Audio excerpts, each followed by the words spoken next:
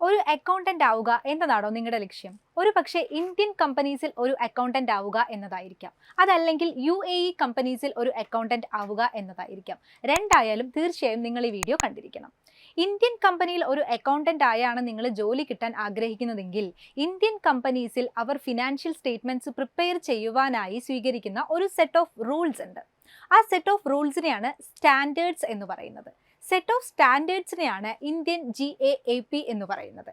Indian GAAP എന്നാൽ Indian generally accepted accounting principles എന്നാണ്.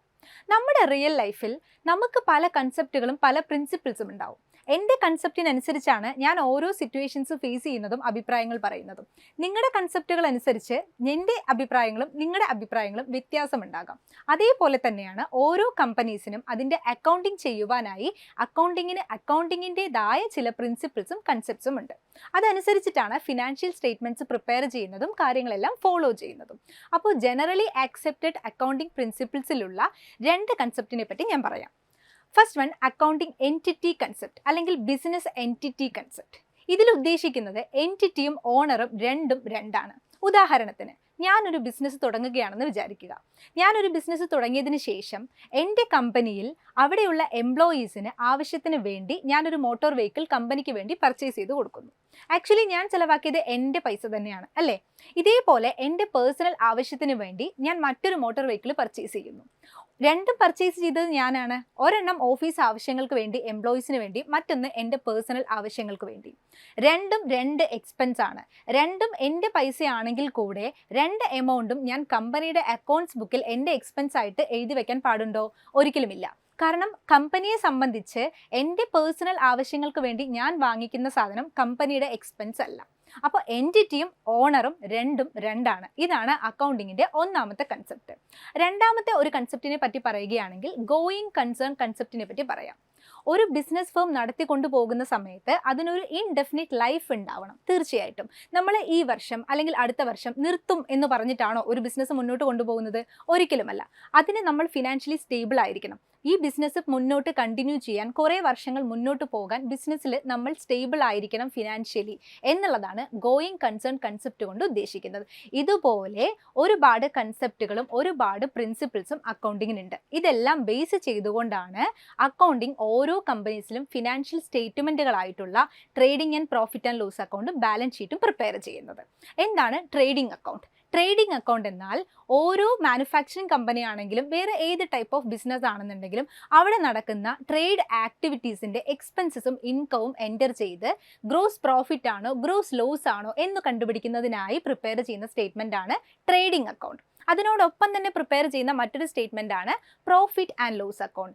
Indirect ആയി കമ്പനിക്ക് വരുന്ന എക്സ്പെൻസസും ഇൻകവും എൻ്റർ ചെയ്തതിന് ശേഷം നെറ്റ് പ്രോഫിറ്റ് ആണോ നെറ്റ് ലോസ് ആണോ എന്ന് കാണാനായി നമ്മൾ പ്രിപ്പയർ ചെയ്യുന്ന സ്റ്റേറ്റ്മെൻ്റ് ആണ് profit and loss account. Trading and profit and loss account prepare ചെയ്ത് ലാഭമാണോ നഷ്ടമാണോ കിട്ടിയത് എന്ന് കണ്ടുപിടിച്ചതിന് ശേഷം നമ്മൾ പ്രിപ്പയർ ചെയ്യുന്ന സ്റ്റേറ്റ്മെൻ്റ് ആണ് പൊസിഷൻ സ്റ്റേറ്റ്മെൻറ്റ് അഥവാ ബാലൻസ് ഷീറ്റ്.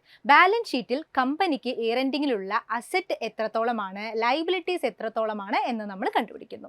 ഇങ്ങനെയുള്ള ഫിനാൻഷ്യൽ സ്റ്റേറ്റ്മെൻറ്റുകൾ നമ്മൾ പ്രിപ്പയർ ചെയ്യുമ്പോൾ അതിനകത്ത് ഓരോന്നിൻ്റെയും വാല്യൂ എഴുതുമ്പോൾ നമ്മൾ അക്കൗണ്ടിങ്ങിൻ്റെ ഈ പറഞ്ഞ കൺസെപ്റ്റുകളും പ്രിൻസിപ്പിൾസും ഫോളോ ചെയ്യണം. അപ്പോൾ ഇന്ത്യൻ GAAP എന്താണെന്ന് മനസ്സിലായല്ലോ. ഇത് മനസ്സിലാക്കിയാൽ മാത്രമാണ് ഇന്ത്യൻ കമ്പനീസിൽ ഒരു അക്കൗണ്ടൻ്റായി നിങ്ങൾക്ക് ജോലി ലഭിക്കുക. ഇനി ജോലി ലഭിച്ചാൽ തന്നെ നിങ്ങൾക്ക് നന്നായി പെർഫോം ചെയ്യാൻ പറ്റുക. ഇന്ത്യൻ കമ്പനീസിൽ അക്കൗണ്ടൻ്റായി ജോലി ലഭിക്കുവാനായി ചില സർട്ടിഫിക്കേഷൻസ് നമുക്ക് എടുക്കേണ്ടതുണ്ട്. ചില സോഫ്റ്റ്വെയർസ് നമ്മൾ പഠിച്ചിരിക്കണം. ടാലി പ്രൈം, വ്യാപാർ, മാഗ് തുടങ്ങി കുറച്ച് ഇന്ത്യൻ അക്കൗണ്ടിംഗ് സോഫ്റ്റ്വെയർസ് നിങ്ങൾ പഠിച്ചാൽ മാത്രമേ നിങ്ങൾക്ക് ഇന്ത്യൻ കമ്പനീസിൽ ജോലി കിട്ടാനുള്ള സാധ്യത കൂടുതലായി വരുന്നുള്ളൂ. കസ്റ്റമൈസ് ചെയ്ത ചില കമ്പനീസിൻ്റെ സോഫ്റ്റ്വെയർസ് ഉണ്ട്. അതൊരിക്കലും നമുക്ക് പുറമേ നിന്ന് പഠിക്കാനാവില്ല. അത് നമുക്ക് ആ കമ്പനിയിൽ ജോലി ലഭിച്ചതിന് ശേഷം അവർ നമുക്ക് ട്രെയിനിങ് തരുന്നതാണ്. എന്നാൽ കോമൺ ആയിട്ട് ഒരുപാട് കമ്പനീസിൽ യൂസ് ചെയ്യുന്ന ഒരു ഇന്ത്യൻ അക്കൗണ്ടിംഗ് സോഫ്റ്റ്വെയർ ആണ് ടാലി പ്രൈം. ടാലി പ്രൈം നമ്മൾ സർട്ടിഫൈഡ് ആയിട്ടുണ്ടെങ്കിൽ, ടാലി പ്രൈമിനെ പറ്റി നമുക്ക് നന്നായി അറിയാമെന്നുണ്ടെങ്കിൽ കൂടുതലായും ഇന്ത്യൻ കമ്പനീസിൽ നമുക്ക് ജോലി കിട്ടാനുള്ള സാധ്യത കൂടുതലാണ്.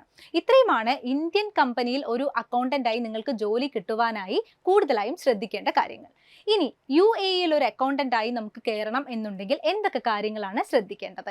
ഇപ്പം നമ്മൾ പറഞ്ഞു ഇന്ത്യൻ കമ്പനീസിൽ അവരുടെ ഫിനാൻഷ്യൽ സ്റ്റേറ്റ്മെന്റുകൾ പ്രിപ്പയർ ചെയ്യുവാനായി ഫോളോ ചെയ്യുന്ന ഒരു സെറ്റ് ഓഫ് സ്റ്റാൻഡേർഡ്സ് അല്ലെങ്കിൽ സെറ്റ് ഓഫ് റൂൾസിനെയാണ് ഇന്ത്യൻ GAAP എന്ന് പറയുന്നത്.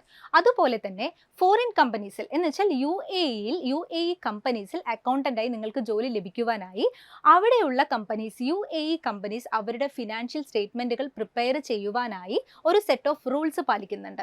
അതിനെയാണ് IFRS എന്ന് പറയുന്നത്, international financial reporting standards. Indian companies അവരുടെ ഫിനാൻഷ്യൽ സ്റ്റേറ്റ്മെന്റ്സ് പ്രിപ്പയർ ചെയ്യുവാനായി ഫോളോ ചെയ്യുന്ന ഒരു സെറ്റ് ഓഫ് റൂൾസ് ആണ് ഇന്ത്യൻ GAAP എങ്കിൽ, അതേപോലെ UAE കമ്പനീസ് അവരുടെ ഫിനാൻഷ്യൽ സ്റ്റേറ്റ്മെന്റുകൾ പ്രിപ്പയർ ചെയ്യാൻ വേണ്ടി ഫോളോ ചെയ്യുന്ന സെറ്റ് ഓഫ് റൂൾസ് ആണ് IFRSൽ ഉള്ളത്. അതേപോലെ ഫോറിൻ കൺട്രീസിൽ ഒരു അക്കൗണ്ടന്റായി ജോലി ലഭിക്കുവാൻ ചില ഫോറിൻ അക്കൗണ്ടിംഗ് സോഫ്റ്റ്വെയർസ് നമ്മൾ പഠിക്കേണ്ടതായിട്ടുണ്ട്. ടാലി പ്രൈം എന്ന് പറയുന്നത് ഒരു ഇന്ത്യൻ അക്കൗണ്ടിംഗ് സോഫ്റ്റ്വെയർ ആണെങ്കിൽ കൂടെ ഫോറിൻ കൺട്രീസിൽ ഒരുപാട് കമ്പനികളിൽ ഈ ടാലി പ്രൈം ഇപ്പോഴും ഉപയോഗിക്കുന്നുണ്ട്.